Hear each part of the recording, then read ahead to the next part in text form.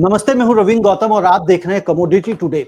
किसी भी देश को बनाने में, समृद्ध करने में अगर किसी का प्रमुख रूप से हाथ होता है, सहयोग होता है, तो वो होता है व्यापारी वर्ग। क्योंकि अगर व्यापारी व्यापार नहीं करेगा तो लोगों को, देश के किसी भी देश के लोगों को रोजगार नहीं मिलेगा, सरकार को टैक्स नहीं मिलेगा, सरकार के पास राजस्व नहीं आएगा। लेकिन सरकार कई बार इन्हीं व्यापारियों को व्यापार करने से रोकती है, दबाती है, हैरास करती है, परेशान करती है।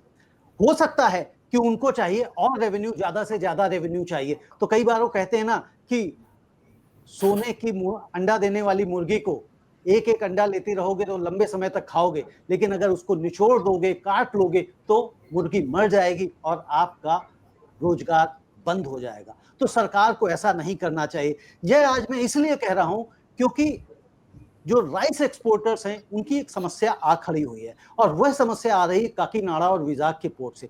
क्योंकि वहां पे राइस एक्सपोर्टर्स को एक्सपोर्ट उनके सुचारू रूप से चल सके, उसमें सरकार बाधा उत्पन्न कर रही, जबकि सरकार का काम है व्यापारियों को सहयोग करे और एक्सपोर्ट को बढ़ाए, उनकी मदद करे। लेकिन सरकार उसमें बाधा उत्पन्न कर रही है, और उनका कहना है, सरकार के ये कह रही है कि जो एक्सपोर्टर्स हैं वो पीडीएस राइस एक्सपोर्ट कर रहे हैं और उसकी हम जांच करेंगे। उसकी जांच के लिए वो बैरिकेडिंग लगा रहे हैं, और जिसकी वजह से व्यापारियों के, एक्सपोर्टर्स के ट्रक 2-2, 3-3, 4-4 दिन खड़े रहते हैं, जिसकी वजह से उनके ऊपर भार पड़ रहा है। और इसी विषय पे आज बात करने के लिए हमारे साथ मौजूद हैं आईआरईएफ के प्रेसिडेंट डॉक्टर प्रेम गर्ग, राकेश जैन पहाड़िया क्रिप्को से, और राकेश सिंह हैं world wide competed private limited Delhi से। इसके साथ हैं डॉक्टर मुकेश जैन जो ट्रिया छत्तीसगढ़ के प्रेसिडेंट हैं, और अनूप गोयल जी हमारे साथ जुड़े हुए हैं श्री राम फूड गोंदिया से। आप सभी लोगों का बहुत बहुत स्वागत है। सबसे पहले मैं डॉक्टर प्रेम गर्ग आपसे समझना चाहता हूं कि जो पीडीएस राइस की जो बात सरकार कर रही है, ये कह रही है कि ये इसको एक्सपोर्ट करा जा रहा है और इसका फायदा एक्सपोर्टर्स उठा रहे हैं। तो यह बात पहले तो ये बताइए कितनी सही हो सकती है, और जो सरकार ये कदम उठा रही है, क्या वह कदम भी उनका सही है? गौतम जी, इसके अंदर मैं ये कहना चाहूंगा, आज देखिए पूरी राइस की इंडस्ट्री के जितने दिग्गज हैं आज यहाँ पर इकट्ठे हुए हैं, और जो मेन ग्रोइंग स्टेट है छत्तीसगढ़, तो वहाँ के हमारे प्रेसिडेंट टिडिया के हैं, और श्री राम फूड के यहाँ पर अनूप जी बैठे हैं जो अपने आप में भी एक बहुत बड़े एक्सपोर्टर हैं, और एक गवर्नमेंट डिपार्टमेंट क्रिप्को वहाँ के राजेश जी हैं, अपना राकेश सिंह जी। तो आज सब इस के लिए इकट्ठे हुए हैं, क्योंकि समस्याएं जो है ये खाली हमारी 4 या 5 लोगों की नहीं है जो यहाँ पर हम बात करने बैठे हैं।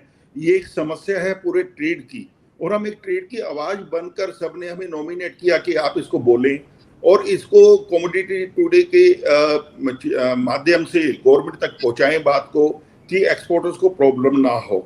एक जो सबसे बड़ी बात है, क्योंकि हमारा उद्देश्य, जैसे जो आईआरएफ का नारा है कि 1 नेशन 1 ट्रेड 1 पॉलिसी, तो आज पूरे हिंदुस्तान के लिए, भारत के लिए एक पॉलिसी होनी चाहिए। यदि हर स्टेट आकर अपना अपना एक नया उसके अंदर हर्डल डालना शुरू करेंगी तो वो ठीक नहीं है, जैसा आंध्रा के अंदर किया जा रहा है। एक पीडीएस राइस का एक मुद्दा इतना बड़ा बना दिया गया कि पीडीएस पीडीएस पीडीएस, क्या पीडीएस क्या है? ये पब्लिक डिस्ट्रीब्यूशन के लिए जो राइस दिया जाता है, उसके अंदर आज एक्सपोर्टर्स की उसके अंदर क्या गलती है? एक्सपोर्टर उसको लेकर क्यों परेशान हो?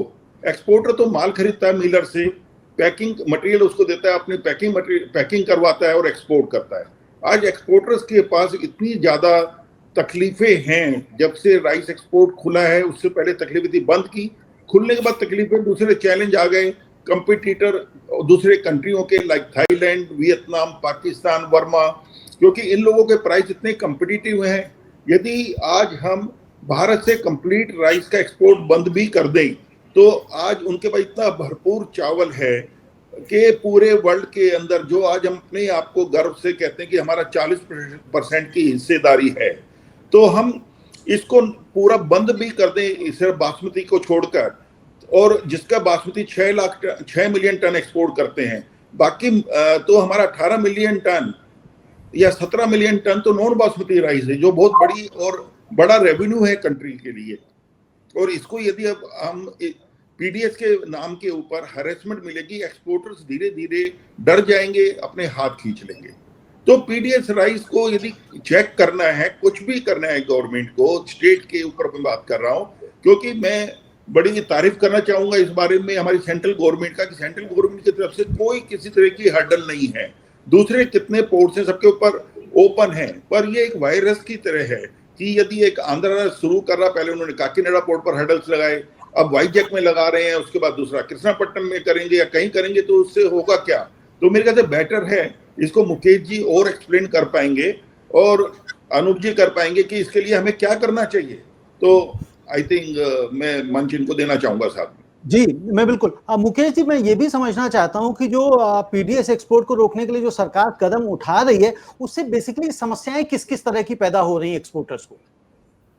देखिए, पीडीएस चावल का एक्सपोर्ट नहीं होना अच्छी बात है, लेकिन उसके लिए हम भी सरकार का समर्थन करते हैं, लेकिन उसके लिए प्रॉपर तरीके से सिस्टम में काम किया जाए। जैसे आईआरएफ के प्रेसिडेंट श्री प्रेम गर्ग ने कहा कि मिलर पॉइंट पे ही, क्योंकि पहले जो चावल आता है मिल पे ही आता है, उसको मिलर पॉइंट पे ही जांच कर वहीं से सरकार अपना बैरिकेड करे तो ज्यादा निर्यात सुव्यवस्थित ढंग से चल पाएगा। निर्यातक को अगर किसी प्रकार का हर्डल्स होगा, वो एक बार दो बार देखेगा, तीसरी बार वो प्रोडक्ट को बंद करके दूसरे प्रोडक्ट में स्विच होने का सोचेगा, जिससे आज मतलब जो स्थिति बन रही है आंध्र प्रदेश में, आज मेरे ख्याल से जहां 500 गाड़ियां खड़ी होती थी, आज 50 गाड़ी है वहां पे डेली का, और आज सारे सीएफएस खाली पड़े हैं, सीएचए खाली पड़े हैं, कस्टम एजेंट खाली पड़े हैं, बेरोजगारी बढ़ रहा है वहां पे। और सिर्फ छत्तीसगढ़ जो है आंध्र प्रदेश का पोर्ट के ऊपर डिपेंडेंट है, और छत्तीसगढ़ जो यूज करता है सिर्फ आंध्र प्रदेश का पोर्ट को यूज करता है, ना कि वहां से कोई खरीदी होता है। और जो खरीदी होता है वो आंध्र प्रदेश गवर्नमेंट उसको मिल से ही चेक करे तो ज्यादा अच्छा है। और छत्तीसगढ़ क्योंकि धान का कटोरा है, और छत्तीसगढ़ नॉन बासमती राइस में करीब साल का 30 लाख मेट्रिक टन का योगदान देता है, जो विश्व का 40% जो भारत सरकार करता है वहां भी योगदान, तो उसमें बड़ा मेजर जो क्वांटिटी है छत्तीसगढ़ का है। और छत्तीसगढ़ के जो राइस मिलर्स है अभी इस टाइम में 32 लाख मेट्रिक टन का धान का टेंडर मार्केट छत्तीसगढ़ द्वारा जारी किया गया है, और जो भी धान खरीद रहे हैं मार्केट से टेंडर से करके उसको फ्रेश मिल करके उसमें बकायदा EIC approved, SGS, bureau Veritas, EIC मतलब जो गवर्नमेंट ऑफ इंडिया से अप्रूव्ड रहता है, सर्वे एजेंसी, उनसे अप्रूव्ड, उनसे चेक करवा के गाड़ी में डिस्पैच रिपोर्ट के साथ में उसको भेजने के बावजूद वहाँ हैरासमेंट किया जा रहा है, और जिसके चलते एक्सपोर्टर वहां पर काम करना ऑलमोस्ट बंद कर दिए हैं। और इससे भारी नुकसान आंध्र प्रदेश गवर्नमेंट को भी होगा, जिसका रेवेन्यू लॉस होना है, बेरोजगारी वहां भी बढ़ना है। और छत्तीसगढ़ का जो धान का टेंडर प्रक्रिया में जो धान उठाव है उसमें भी थोड़ा सा असर पड़ रहा है कि एक्सपोर्ट कम हो रहा है, तो मिलर भी डर रहा है कि ये धान को लेकर चावल कहाँ बेचे। ये भी एक बड़ी समस्या है आने वाले दिनों में। और इसमें जैसे मान लीजिए आंध्र प्रदेश गवर्नमेंट बीच में एक मीटिंग किए थे, फूड सेक्रेटरी, अपेडा चेयरमैन और स्टेक होल्डर्स के साथ मीटिंग हुआ था, उसमें एक एसओपी भी डिस्कशन हुआ था और वो जारी करने की बात हुई थी। आज दिनांक तक वो एसओपी पेंडिंग है, आंध्र प्रदेश गवर्नमेंट द्वारा जारी नहीं किया गया है।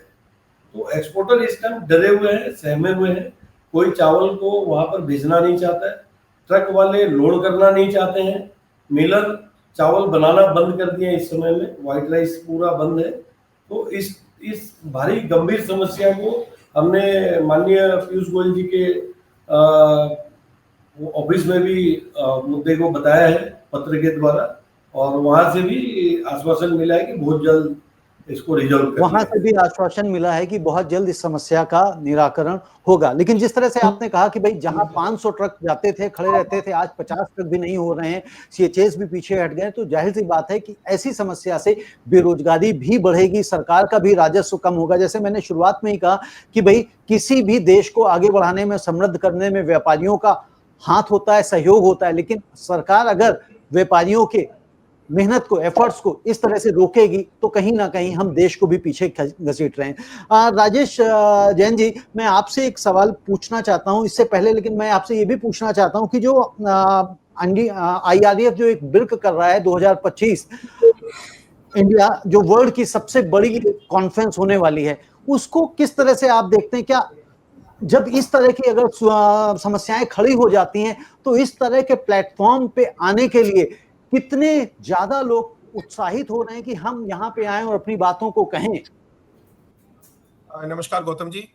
बेसिकली अगर आप देखें कि जैसे प्रेसिडेंट साहब ने भी कहा, मुकेश जी ने भी कहा कि ग्लोबल ट्रेड का हम 46% ट्रेड राइस का अपने इंडिया से होता है।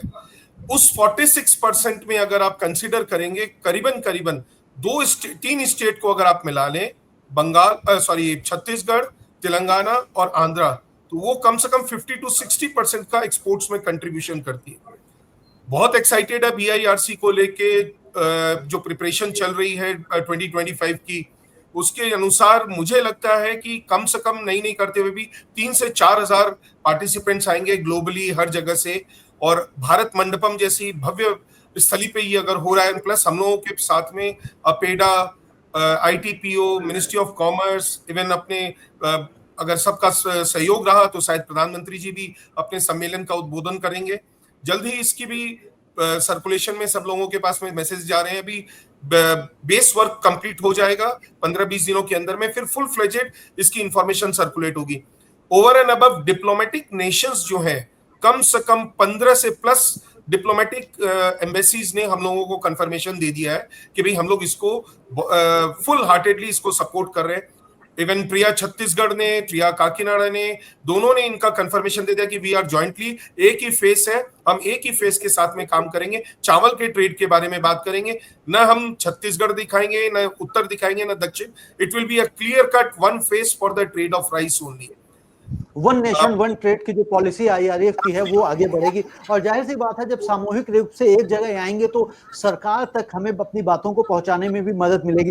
तो राजेश जी, ये जो बैरिकेडिंग करी जा रही है गवर्नमेंट के थ्रू, तो क्या ये बेसलेस है, अनावश्यक है, इसकी आवश्यकता है? इसका क्या दूसरा हल हो सकता है जो सरकार रोक सकती है इसको, कि भाई उनकी PDS का चावल भी एक्सपोर्ट होने से बच जाए और साथ के साथ इस तरह की जो समस्याएं एक्सपोर्टर्स को आ रही हैं वह भी ना आए? देखिए, मुकेश जी ने पहले ही कहा था कि किसी भी एक्सपोर्टर ने PDS का चावल बोल के कभी एक्सपोर्ट नहीं किया है। हम मिलर से माल खरीदते हैं, हम जो ग्रेडिंग करवा के, क्योंकि PDS का जो चावल होता है वो 25% 30% टुकड़े का होता है, ओल्ड क्रॉप होता है, वो as it is global market में हम नहीं एक्सपोर्ट कर सकते। उसको हमको एक्सपोर्ट करने के लिए उसको अपग्रेड करना पड़ता है। एक लोगों की मशीनरीज लगी हुई है जो कि 10-10, 20-20 करोड़ रुपए की प्लांट एंड मशीनरीज लगा के रखे हुए हैं, उसकी प्रोसेसिंग होती है, उसको अपग्रेड करके हमको एक्सपोर्ट के बैग में पैक करना पड़ता है। तो मैं स्ट्रिक्टली इस बात के ऑफेंड हूं कि भी कोई भी बोलता है कि एक्सपोर्टर जो है कि PDS का चावल एक्सपोर्ट कर रहा है। तो पहली बात तो इस बात को मैं सीधे से नकारता हूं। दूसरी चीज देखिए, बैरिकेटिंग करना वो स्टेट गवर्नमेंट का अपना आउटलुक है, बट उसकी वजह से एक्सपोर्टर्स को हैरेस करना कि भाई हम कुछ क्राइम कर रहे हैं, हीनियस एक्ट कर रहे हैं, वो गलत है। उनको कुछ करना है, चेक करना है, वेरीफाई करना है। जैसे प्रेसिडेंट साहब ने कहा कि भाई मिलिंग पॉइंट पे देखें जहां माल पैक हो रहा है, आप जो ओरिजिन है वहां से जाइए। या आप कहते हैं कि भाई PDS का तो आप अपनी राशन की दुकान को देखिए।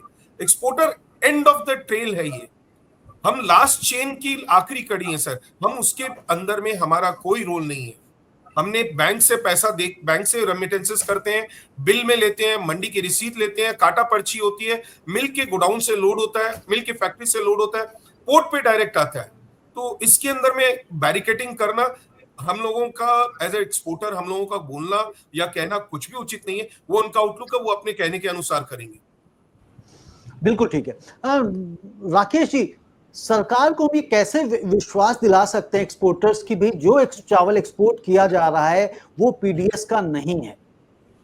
नहीं, देखिए, हम क्या उनको विश्वास दिलाएंगे, उनको खुद करना पड़ेगा, क्योंकि हम तो मिलर से माल खरीदते हैं और हम जानबूझ के, हम तो कोई PDS का माल करते ही नहीं। जैसे ये बैरिकेडिंग की बात कर रहे थे, राजेश जी ने कहा, उनको अगर करना है तो वो मिलर पॉइंट पे करें, जो रॉ मटेरियल वो खरीद रहे हैं उस पे करें ना। Once the material is packed in our bag, जो हमारे बैग्स में आ गया, उसको रोक करके क्या मिलने वाला है उनको? हमने तो नहीं खरीदा, हमने तो मिलिंग मटेरियल खरीदा हुआ है, व्हाइट राइस खरीदा हुआ है।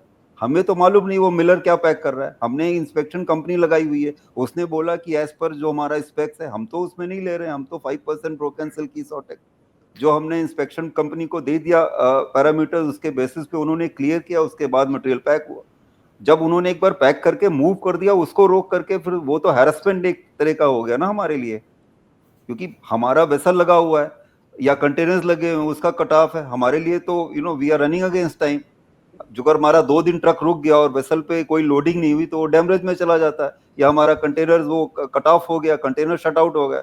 तो ये बेसिकली हम तो जैसे एज राजेश सेड कि हम तो एंड ऑफ द चेन के बिल्कुल आखिरी कड़ी हैं, तो उसमें हमको पकड़ करके कोई मिलने वाला नहीं। मटेरियल तो कहाँ से, पीडीएस मटेरियल तो जाने कितनी कड़ियों से हो करके वो आता है वहां पे मिलर के पास में। उसको रोकने के लिए उनको बैरिकेडिंग करनी है तो शुरू में कर ले, मिलर पॉइंट पे कर ले, जब वो खरीदते हैं रॉ मटेरियल। हमें ये तो हमारे लिए ये तो बहुत मुश्किल है, हम तो कहीं से मॉनिटर नहीं कर सकते।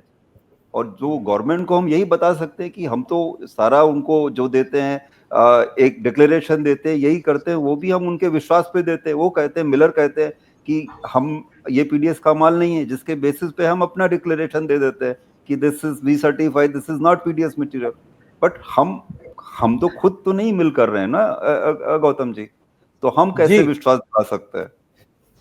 बिल्कुल ठीक है कि आप कैसे विश्वास दिला सकते हैं, ये मिलर्स की जिम्मेदारी एक तरह से हो गई। आपकी बात से मुझे लग रहा है कि मिलर्स को ये कदम उठाना पड़ेगा कि वह चावल पीडीएस का नहीं है।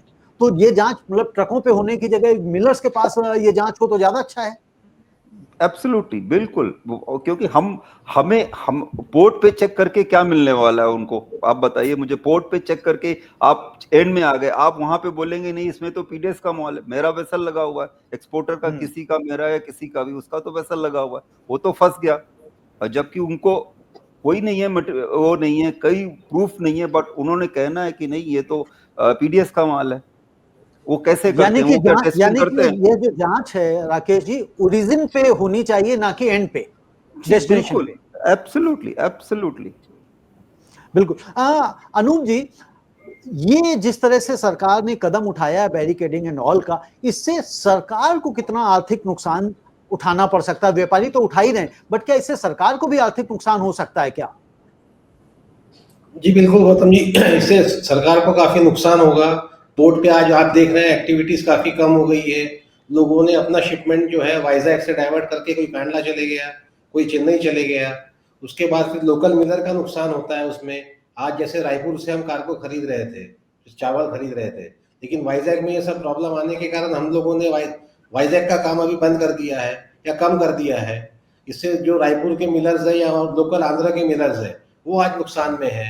तो सरकार को रेवेन्यू का लॉस तो डेफिनेटली हो रहा है। और मैं आपसे ये कहना चाहूंगा कि देखिए, मंशा सरकार की ठीक है कि पीडीएस का चावल एक्सपोर्ट नहीं होना चाहिए, और जो हम भी चाहते हैं कि पीडीएस का चावल कोई एक्सपोर्ट ना करे, लेकिन सरकार ने जो पैरामीटर्स और जो तरीका अपनाया है ये एकदम गलत है।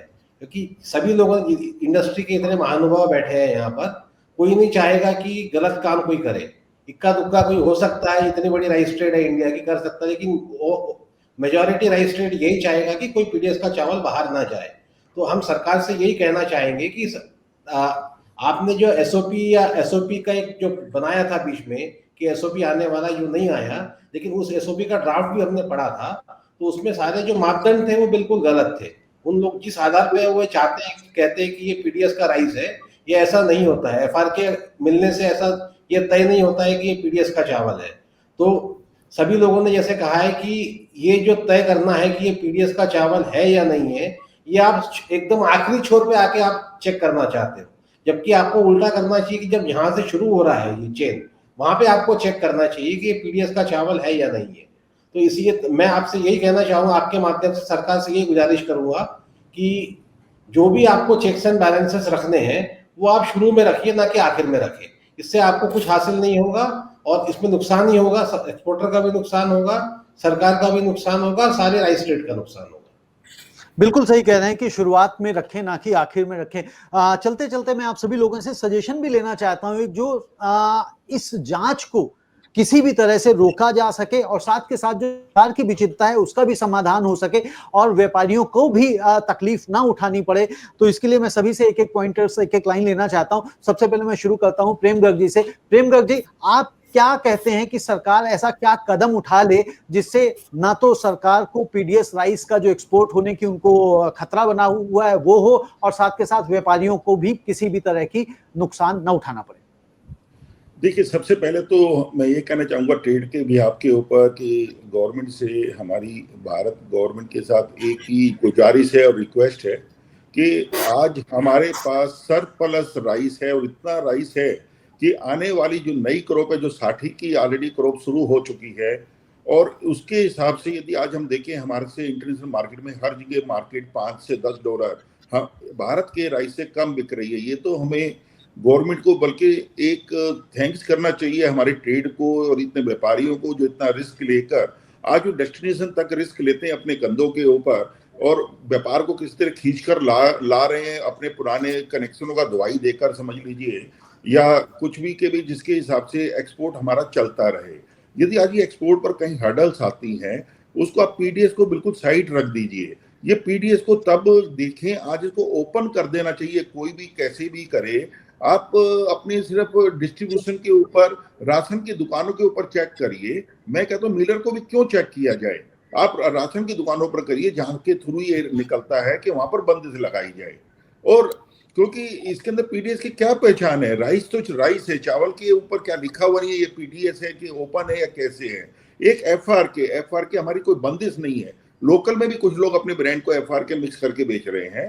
कुछ कंट्रियां एक्सपोर्टर जो हमारे हैं या कुछ इंपोर्टर कंट्रियां हैं तो वो भी एफआरके राइस अब धीरे धीरे मंगाने लगे हैं। तो उसके अंदर भी हम मिक्स कर यदि उसको बेचेंगे, या तो आप उसको बंद करिए, पॉलिसी को चेंज करिए कि भाई एफआरके राइस बिल्कुल बैन कर दिया गया है, तो हम एक्सपोर्टर लोग भी पूरा चेक करके लेंगे अपनी एंड के ऊपर। तो इसको हमारी राय है कि आज हमारे पास इतना सरप्लस है, यदि किसी तरह के हर्डल्स किए गए उसका हमारे को आर्थिक नुकसान, एक तो भारत को जो नंबर 1 पर हमने रखा हुआ है राइस के अंदर, उसमें कहीं ना कहीं डेंट लगेगा बहुत भारी। तो ये मेरी पर्सनल भी राय है और हमारी ट्रेड की और हमारे फेडरेशन की तरफ से कि इसको कंप्लीटली ओपन कर दिया जाए। किसी भी यदि कुछ ऐसी लोग हैं, कुछ 4 या 5 लोगों के ग्रुप मिलकर यदि कहीं किसी तरह इस हर्डल को करते हैं, किसी स्टेट के अंदर करते हैं, उनके ऊपर बंदिश लगाई जाए, उनको कंप्लीटली ब्लैकलिस्ट कर दिया जाए, उनको ट्रेड से बाहर कर दिया जाए कि ओपन ट्रेड चलेगी। और ओपन ट्रेड होना चाहिए, जो मोदी जी का भी विजन है कि भी 1 नेशन 1 ट्रेड 1 पॉलिसी। जब एक सेंट्रल गवर्नमेंट की ओपन पॉलिसी है तो उसको कोई भी स्टेट लागू ना कर पाए, उसको कंप्लीट एबोलिश करना चाहिए। कोई बैरिकेड, हमारी डिमांड है कि किसी तरह का बैरिकेड किसी भी पोजीशन पर नहीं होना चाहिए। नहीं होना चाहिए, बिल्कुल आप ठीक कह रहे हैं। राजेश जैन जी, आप किस तरह से देखते हैं कि सरकार को क्या ऐसे कड़े कदम उठा ले कि जिसकी वजह से ना तो पीडीएस का राइस जाए बाहर और ना ही व्यापारियों को समस्या हो? रविंदर जी, जैसे विजन है इंडिया का ईज ऑफ डूइंग बिजनेस, तो कड़े कदम उठाने से चावल का निर्यात उल्टा रुकेगा ही रुकेगा। जो हम 46% और 24 मिलियन टन की बात कर रहे हैं, मुझे लगता है कि वो शायद हम लोग 22 मिलियन या 20 मिलियन में अटक जाए तो कोई बड़ी बात नहीं होगी रविंदर जी। दूसरी चीज की भी कि पीडीएस का जो चावल है, जैसे प्रेम सर ने भी बताया अभी कि भाई इसको ओरिजिन कहां से है वहां रोका जाए। मिल्क पॉइंट हो गया या राशनिंग शॉप है, वहां पे चेक्स एंड मेजर। आज की तारीख में एक कोई भी राशन का जो टेकर है वो बिना अपने यूआईडी के बिना 1 किलो भी चावल नहीं उठा सकता है। प्रॉपर बायोमेट्रिक लगते हैं, वो डिलीवरी लेता है और वो अपने घर लेके जाता है या क्या करता है, उससे हमें सरोकार नहीं है। हमारे पे जो तोहमत फेंकी जा रही है कि भी हम चावल पीडीएस का एक्सपोर्ट कर रहे हैं, उस चीज को उनको बीमारी की जड़ तक जाना पड़ेगा। नंबर 1 सर, आज की तारीख में करीबन 30 से 40 हजार काकीनाडा के अंदर में ऐसे लेबर्स हैं जो आइडियली बैठे हुए हैं। ये उनकी सरकार उन्होंने ही बनाई है। वो 40,000 वोटर्स कम नहीं होते हैं। अगर कल को इनकी हम जैसे एक निर्यातक अगर वहां काम नहीं लेके जाएंगे, काम नहीं करेंगे, तो उनकी भी रोजी रोटी पे मार पड़ेगी। काकीनाडा पोर्ट डिपेंडेंट है चावल के एक्सपोर्ट के ऊपर में। हार्डली कुछ शुगर का इंपोर्ट करता है और एक्सपोर्ट करता है, और हार्डली कुड फर्टिलाइजर का करता है। मेजर जो प्रोडक्ट है जो कि करीबन हम लोग महीने का 4 से 5 लाख टन काम करते हैं, वो काकीनाडा पोर्ट से होता है। वाइजैक पोर्ट मल्टीपल कमोडिटीज में है। वो अगर मान लीजिए कि वाइजैक पोर्ट इस तरह से सिविल सप्लाईज डिपार्टमेंट आंध्रा वाले अगर परेशान करेंगे तो हो सकता है कि छत्तीसगढ़ वाले अपने ड्राई पोर्ट को आगे लेके आ जाए और ड्राई पोर्ट से डायरेक्टली कंटेनर वहीं पे स्टफिंग कर लेंगे। उसमें कहां पकड़ बनेगी उनकी सिविल सप्लाईज डिपार्टमेंट की? वहीं पे कस्टम्स रायपुर में स्टफिंग हो जाएगी, वहीं सीलिंग हो जाएगी, डायरेक्ट वो पोर्ट के अंदर चला जाएगा। क्या कर लेंगे उसके अंदर में? उनको एक मानस बनाना चाहिए, ट्रेड से बात करनी चाहिए, ट्रेड के लोगों को बोलना चाहिए। जी प्रेम जी कुछ कहना चाह रहे हैं? मैं इसमें जोड़ना चाहूंगा राजेश जी के साथ में, जो लेबर्स की बात कर रहे हैं उसके अंदर आप देखें कि जो अब से 3 महीने पहले 2 महीना पहले जब ये हर्डल्स नहीं थे, काकीनाडा पोर्ट के ऊपर वेसल्स का क्यू लगा था। वेसल्स एट अ टाइम के अंदर 15 से 20 वेसल लोडिंग पर खड़े हुए थे। वहां पर वेसल्स को वेटिंग करनी पड़ रही थी लोडिंग के लिए, कम से कम 15 दिन की 10 दिन की तब उसकी एक लोडिंग शुरू होती थी। और आज के दिन काकीनाडा पोर्ट के ऊपर 3 से 4 वेसल वर्क कर रहे हैं, वो भी छोटे छोटे वेसल हैं। कोई अब वेसल लाने को भी डरता है क्योंकि उसकी लोडिंग रुक जाएगी, उसको माल लोडिंग नहीं होगा, बैरिकेड्स के ऊपर होगा। तो मैं ये, जैसे राजेश जी ने बताया, ये एक जुड़ी हुई चैन है। आज बार्ज ऑपरेटर्स हैं, बार्ज ऑपरेटर्स को उतना काम नहीं मिलेगा जितना पहले मिलता था, और पूरी लेबर को मिलता है। इस पूरे वहां पर स्टेट को फायदा होता है, ट्रक्स चलते हैं स्टेट के। तो ये सारे नुकसान किसके हैं? अपनी खुद स्टेट के ऊपर पैरों पर कुल्हाड़ी मारने वाली बात है। बिल्कुल ठीक कह रहे हैं आप, पैरों पे अपने खुद ही कुल्हाड़ी मार रहे हैं। राकेश जी आप कैसे इसको सजेशन देना चाहेंगे सरकार को?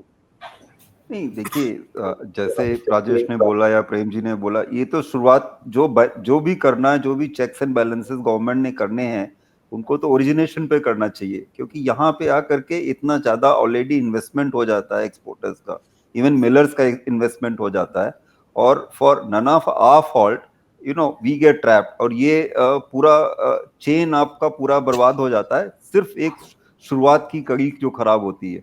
तो ये गवर्नमेंट को, तो मेरा तो यही सजेशन है, गवर्नमेंट ने जो भी चेक्स एंड बैलेंसेस रखने हैं वो शुरू में करें। इनिशियल कड़ी जो अगर सुधर जाएगी तो बाद में सब कुछ, बाद में कोई नहीं, हमारा ना ही मिलर का इंटेंशन होता है कुछ ऐसा करने का, ना ही एक्सपोर्टर का होता है। We are in trade for straight safe and straight business, क्योंकि हमें भी हमारा कोई इरादा नहीं है कि हम ये करें वो करें, हमें तो राइस से मतलब है।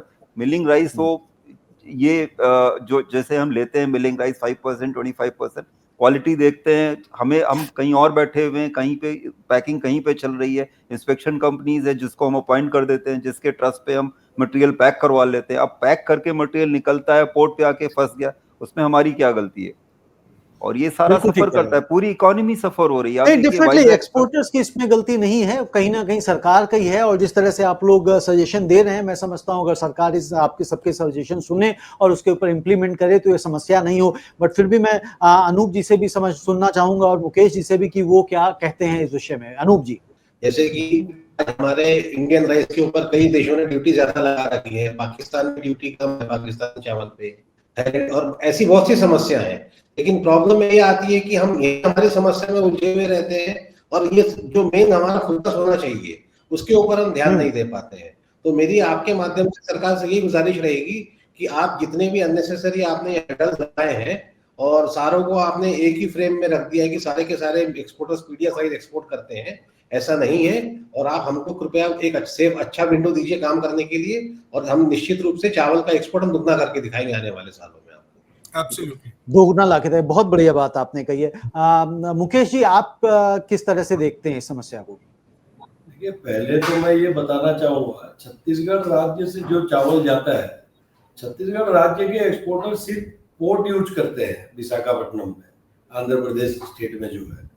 और कोई भी चेकिंग वगैरह जो भी करना हो तो पहला प्रोटोकॉल के अनुसार उनको छत्तीसगढ़ गवर्नमेंट को इन्फॉर्म करके वो हमारा कुछ भी चेक कर सकते हैं, ना कि डायरेक्टली वो हमारा गाड़ी को रोक के चेक करे। प्रोटोकॉल के हिसाब से मैंने जो समझा है यही है। और दूसरा, जैसे मान लीजिए ये जो पहले जो सारे बताए प्रेसिडेंट IREF और राकेश जी, राजेश जी और अनूप जी ने, कि फर्स्ट पॉइंट पे ही चेक करके उस चीज को खत्म करना चाहिए।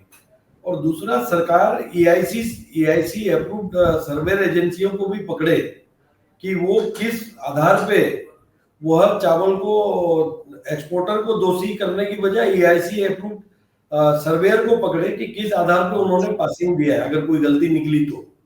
और निकलना तो नहीं चाहिए, क्योंकि EIC ऐसी एजेंसी, इंटरनेशनल एजेंसी होती है, वर्ल्ड वाइड काम करती है, वो लोग अपने मापदंड में काम करते हैं, और जो कि आज तक ऐसा इतिहास में हुआ नहीं है। और दूसरा ये सजेस्ट किए अभी इस विशाखापट्टनम का जो तकलीफ है, हमने हमारे माननीय यशस्वी मुख्यमंत्री श्री विष्णुदेव साय जी के समक्ष भी रखा है, माननीय केंद्रीय मंत्री कैबिनेट मंत्री श्री पीयूष गोयल जी के समक्ष भी रखा है। तो वहां से भी हमें आश्वासन मिला है कि बहुत जल्द इसका समाधान मिलेगा, और सरकार भी, राज्य सरकार भी तत्पर लगी हुई है कि ये समस्या का निवारण जल्द से जल्द हो। इसमें हम लोग ड्राई पोर्ट से भी हम काफी कोशिश कर रहे हैं अभी कि सारे शिपिंग लाइंस यहाँ पे BL पॉइंट खोले और जल्द से जल्द यहाँ से निर्यात चालू हो सके, जिसके कड़ी में कनकोर्ड ने इमीडिएटली प्राइस पूरा विशाखापट्टनम पोर्ट से मैच करा दिया है। ये आप लोगों के लिए अच्छी खबर है। आप डायरेक्टली यहाँ से जो भी विशाखापट्टनम के कॉस्ट पे आप कनकोर्ड से कर सकते हैं। बस तकलीफ इस बात का शिपिंग लाइन का, क्योंकि यहाँ इंपोर्ट कम होने की वजह से रिपोजिशनिंग चार्ज और THC जो हाई चार्ज लगाते हैं, उसके लिए भी हमने एक प्रपोजल गवर्नमेंट को दिया है कि लैंडलॉक स्टेट होने के आधार पे इस पे जो एक्स्ट्रा कॉस्ट लग रहा है एक्सपोर्टर को, लगभग 5,000 रुपये एक्स्ट्रा कॉस्ट लग रहा है, डायरेक्ट पोर्ट पे एंट्री करता है तो वो गवर्नमेंट की तरफ से हमें या कनकोर्ड की तरफ से या अपेडा की तरफ से फाइनेंशियल असिस्टेंस मिल जाए, तो यह ड्राई पोर्ट एकदम फुल प्लेज चालू रहेगा। और 1 लाख टन बहुत होता है छत्तीसगढ़ राज्य के लिए। अभी हर महीना 1 लाख टन चावल यहाँ से डायरेक्ट निर्यात हो सकता है। और यहाँ पे मल्टी लॉजिस्टिक पार्क है कनकोर्ड का, वहां पे और 1 लाख टन करने की भी व्यवस्था है। यहाँ पे रैक है, कस्टम क्लियरेंस है, प्लांट क्वारंटाइन है, FSI है, सारी सुविधाएं सरकार ने रख रखी है। तो मैं ये चाहूंगा कि आपके माध्यम से सरकार से यही निवेदन करना चाहूंगा कि जल्द से जल्द शिपिंग लाइंस का BL पॉइंट खुलवाने में सहयोग करें। और कनकोर्ड से यह निवेदन रहेगा कि विशाखापट्टनम से जो हम एक्सपोर्ट कर रहे हैं उस प्राइस पे और हमको मैच करके यहाँ से इमीडिएटली चालू करें। और इसी कड़ी में आपको एक जानकारी और देना चाहता हूं मैं, भारतमाला प्रोजेक्ट बहुत जल्द समाप्त होने वाला है, 2 से 3 महीने के अंदर, जैसा हम लोग सुन रहे हैं। उससे 150 किलोमीटर वाइजाग का रूट कम हो जाएगा। तो कनकोर्ड डोर टू डोर डिलीवरी भी करता है, बाई रोड भी। आजकल EV गाड़ियां बहुत आती हैं, EV गाड़ियों के माध्यम से जो डीजल पे जो आज टैक्स लग रहा है 35%, जो हम लोग रोड टैक्स की बातें करते हैं, वो सब भी कमी आ सकता है। गवर्नमेंट EV व्हीकल्स पे सोचे, उस पे कुछ सब्सिडाइज करें। एक्सपोर्ट, एग्री एक्सपोर्ट को बढ़ावा देने के लिए कम से कम छत्तीसगढ़ में आज एग्री का बहुत बड़ा हब है। आज बिल्कुल मुकेश जी, एग्री एक्सपोर्ट को बढ़ावा देने के लिए सरकार को आगे आना चाहिए, काम कर रही है। लेकिन अभी की जो समस्या भी हमारी जो ये काकीनाडा और विजाग वाली है, ये अगर सॉल्व हो जाए तो उसके बाद और भी हम इसके ऊपर दोबारा से चर्चा करेंगे और बात करेंगे। ड्राई पोर्ट को अगर हम चालू करते हैं तो हमारे एक्सपोर्टर एटलीस्ट सेफ रहेंगे। जो अनवांटेड प्रेशर आ रहा है और जो बैंक से आज इतना कर्जा उठा के काम कर रहे हैं और देश के लिए फॉरेक्स लाने में मदद कर रहे हैं, छत्तीसगढ़ राज्य को भी एक एग्री एक्सपोर्ट हब हम देखना चाहते हैं आगे। नहीं मुकेश जी, बिल्कुल सभी राज्यों को एग्री एक्सपोर्ट हब बनना चाहिए। करना चाहूंगा सर जी, अगर किसी का वेसल रुकता है या कंटेनर शट आउट होता है, ये नेशन के ऊपर बात आती है, ना कि एक कोई स्टेट के ऊपर में। तो मैंने ये बोलना है कि नेशन का इंटरेस्ट में सभी काम करें। बिल्कुल, नेशन के इंटरेस्ट में सभी लोगों को काम करना चाहिए। इसके अंदर मैं थोड़ा सा बोलना चाहूंगा कि मैं मुकेश जी से एग्री करता हूं, और उसके लिए IRF की तरफ से भी जो भी हेल्प होगी हम करने को तैयार है कि एक कंटेनर डिपो, कॉनकॉर्ड, ये सब छत्तीसगढ़ से करें, जिससे कि वहां के एक्सपोर्टर्स को ये एक कड़ी होगी शुरुआत करने के लिए कि आंध्रा का एक वॉल्यूम अपने आप खत्म हो जाएगा। जो प्रॉब्लम्स आंध्रा में आ रही है तो वो अपने आप छत्तीसगढ़ से डायरेक्ट करेंगे तो प्रॉब्लम्स ही नहीं रहेगी। तो ये हम उसके अंदर पूरी हेल्प करने को तैयार है अपनी IRF की तरफ से भी। जी राकेश जी, कुछ कहना चाह रहे हैं, कुछ ऐड करना चाह रहे हैं क्या आप? नहीं, वो ठीक है, ये जो है ये तो ठीक है, छत्तीसगढ़ के लिए ठीक है, बट ये तो वहां से वो एक ऑप्शन है। बट इसके लिए हम काकीनाडा और वाइजैक को हमको नहीं भूलना चाहिए, क्योंकि वो भी मेन पोर्ट्स है। तो बिल्कुल, ये मेन नहीं है तो भी कि हम वो लोग उससे काकीनाडा और तो वाइजैक वो की बात कर जो रहे हैं। हमारा एजेंडा जी, है वो डाइल्यूट नहीं होना चाहिए, क्योंकि हमने ये नहीं, उनको सप्लीमेंट नहीं अपनी हो, मनमानी नहीं कर सकते। बिल्कुल। सप्लीमेंट राजेश जी भी नहीं। कुछ ऐड करना चाह रहे हैं, क्विकली राजेश जी ऐड करिए लास्ट में। काकीनाडा में सालों से निर्यात चल रहा है, और ये ऑल ऑफ सडन ऐसा क्या इनको दिख गया कि तुरंत, ये 20 साल से निर्यात चल रहा है और अभी 2 साल में क्या पीडीएस ज्यादा आ गया काकीनाडा में, या वहाँ कुछ कार्टिलाइजेशन चल रहा है? उस चीज पे ध्यान देना चाहिए सरकार को। बिल्कुल मुकेश जी, उस चीज पे ध्यान देना चाहिए। मुझे लगता है कि आज हमने इस पे बहुत सारी पॉइंट्स रखे हैं। मुझे लगता है कि आज हम लोगों ने सबने मिलके जो पॉइंट्स रखे हैं वो कारगर पॉइंट्स हैं, और सरकार इसके ऊपर अपना काम कर सकती है। क्योंकि जो सबसे बड़ी बात यहाँ पे कही गई है, उठाई गई है, वो ये है कि एक्सपोर्टर्स के ऊपर चेक करने की जगह जहां से सोर्स है, ओरिजिन है चावल का, यानी कि जो राशन की दुकानें हैं या राशन की दुकानों को सप्लाई करने वाले लोग हैं, उनके ऊपर जांच बैठानी चाहिए कि उनका चावल जो वहां से निकल के राशन की दुकानों तक पहुंच रहा है या नहीं पहुंच रहा है, या वो ओपन मार्केट में जा रहा है। अगर यह काम सरकार कर लेगी तो मुझे नहीं लगता कि एक्सपोर्टर्स को परेशान करने की आवश्यकता सरकार को पड़ेगी, क्योंकि अगर इस तरह का काम होता है तो अननेसेसरी, जो कहते हैं ना, एक और लाल फीताशाही जो सरकार ने शुरू करी है, ये कहीं ना कहीं हमारे व्यापार को कम करेगी, रोकेगी, एक्सपोर्टर्स को हतोत्साहित करेगी, निराश करेगी, और एक्सपोर्टर्स हो सकता है अपने कदम उससे पीछे खींचें, और जिसकी वजह से हम जो लार्जेस्ट राइस एक्सपोर्टर्स इतने वर्षों से हैं वो कहीं पीछे ना रह जाएं। आप सभी लोगों का जुड़ने के लिए बहुत बहुत धन्यवाद। अपनी बात रखी, और भी जो लोग जो इस इंडस्ट्री से जुड़ हैं, अपनी कोई बात, अपना कोई मुद्दा उठाना चाहते हैं, तो हमारे ईमेल आईडी media@iref.net पे अपनी समस्याओं को भेज सकते हैं, और उसके ऊपर हम यहाँ पे एक चर्चा का आयोजन कर सकते हैं जो सरकार तक सीधे पहुंचती है। बहुत बहुत धन्यवाद एक बार सभी लोगों का। Thank you.